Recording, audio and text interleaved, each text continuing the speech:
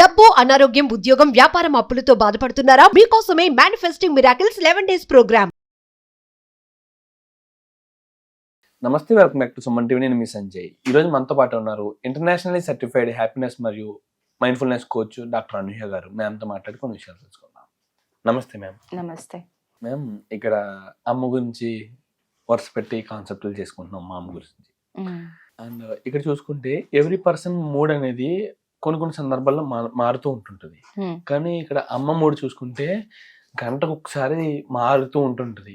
Mood swings అని ఏ విధంగా అంటే అప్పటికప్పుడే కోప్పడుతూ ఉంటుంది, అప్పటికప్పుడే ప్రేమ చూపిస్తూ ఉంటుంది, అప్పటికప్పుడే అగ్రెసివ్ గా వర్క్ చేస్తుంది, అప్పటికప్పుడే డీలా పడిపోతుంది. ఇలా చూస్తుంటాను మా అమ్మగారి విషయంలో కూడా ఎక్కువ సందర్భాల్లో.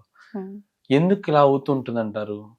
అందరు సడన్ గా కోప్పడి సడన్ గా ప్రేమ చూపిస్తూ ఉంటారు. అసలు దీనికి కారణం ఏంటంటారు? చాలా మంచి క్వశ్చన్స్ అండి. ప్రతి తల్లి ఫేస్ చేసే ఇది డే టు డే లైఫ్ లోనే మూడ్ స్వింగ్స్ అనేవి అందరికీ ఉంటాయి. కానీ మహిళల్లోని కొంచెం ఎక్కువ శాతం ఉంటుంది.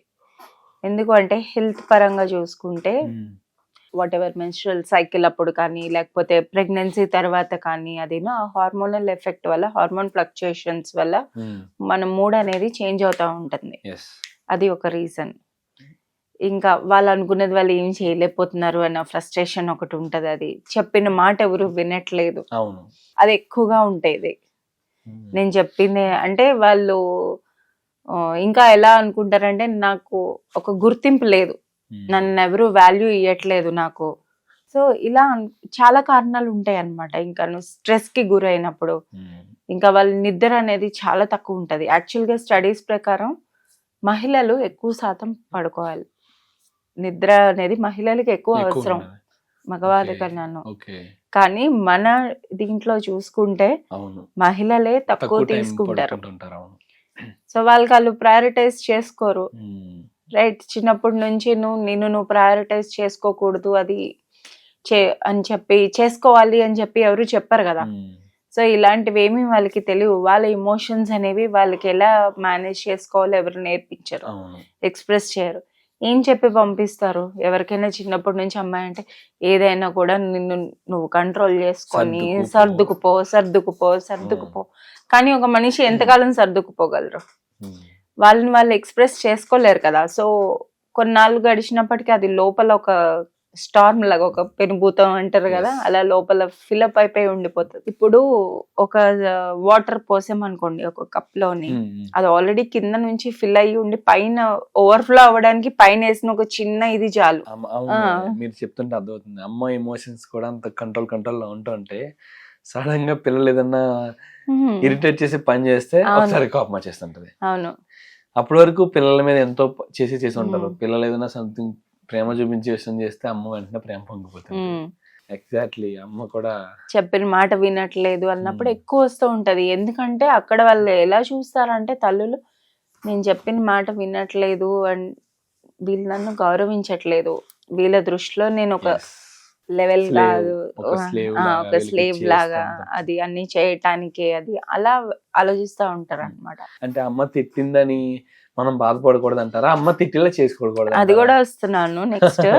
ఆ తల్లి ఆ ఎమోషన్స్ అలా ఎక్స్ప్రెస్ చేసి కోపం అది నువ్వు చూపించినప్పుడు తన కోపం బయట రిలీజ్ చేస్తుంది. ఏం చేయాలో తెలియదు. అది ఎలా అవుతుంది అంటే దాని వల్ల రిలేషన్షిప్స్ అనేవి ఎఫెక్ట్ అవుతాయి. అంటే భర్తతో కానీ లేకపోతే పిల్లలతో కానీ ఆ రిలేషన్షిప్ అనేది ఎఫెక్ట్ అవుతూ ఉంటది సాధారణంగా చూస్తూ ఉంటే. సో ఇక్కడ ఫస్ట్ మనకి కోపం వస్తుంది అన్నప్పుడు మనకు తెలుస్తుంది లోపల నుంచి, ఇలా టెంపరేచర్ రైజ్ అవుతా ఉంటది కదా. ఫస్ట్ అది అవేర్నెస్ తెచ్చుకోవాలి. ఆ కోపం వచ్చినప్పుడు అవేర్నెస్ తెచ్చుకొని ఒక్కసారి మీకు మీరు క్వశ్చన్ చేసుకోండి, అంటే ఎందుకు వస్తుంది ఇది, ఇప్పుడు నేను ఏంటి ఫీల్ అవుతున్నాను, ఆ ఎమోషన్ కి ఒక పేరు ఇవ్వండి. ఇమీడియట్ గా మీరు అక్కడ నుంచి మామ్ టైమ్ అవుట్ అన్నమాట. అంటే ఆ ఉన్న ప్రదేశం నుంచి, ఆ సిచ్యువేషన్ నుంచి కొంత దూరం నడుచుకొని వెళ్ళిపోండి. అమ్మకి దూరంగా కొంచెం సేపు. పిల్లలకి చెప్పట్లేదు, నేను అమ్మలకే చెప్తున్నాను.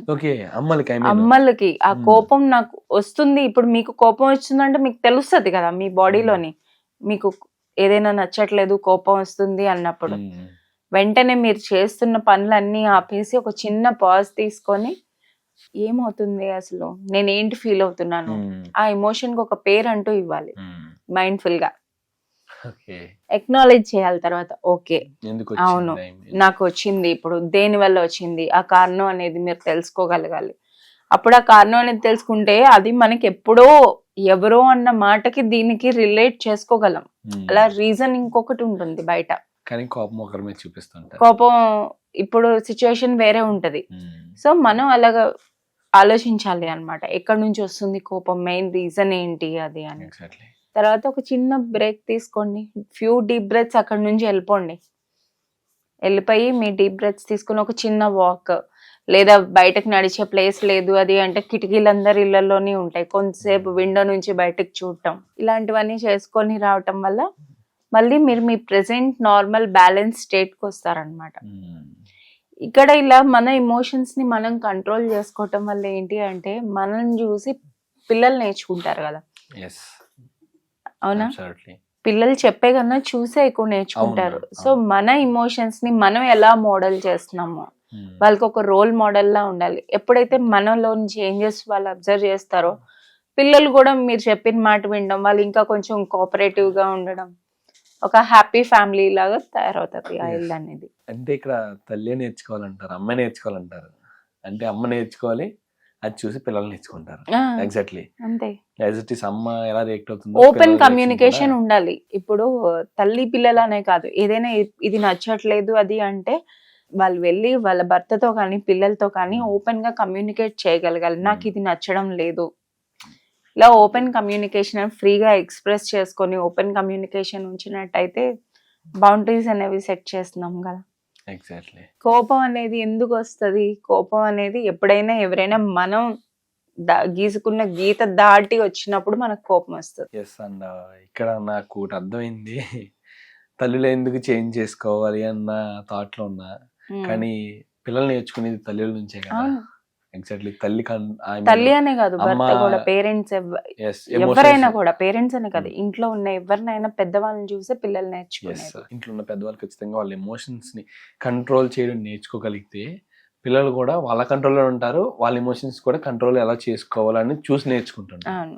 Thank you ma'am, thank you very much. చాలా బెస్ట్ ఎగ్జాంపుల్ చెప్పారు ఎలా అనేసి. Thank you.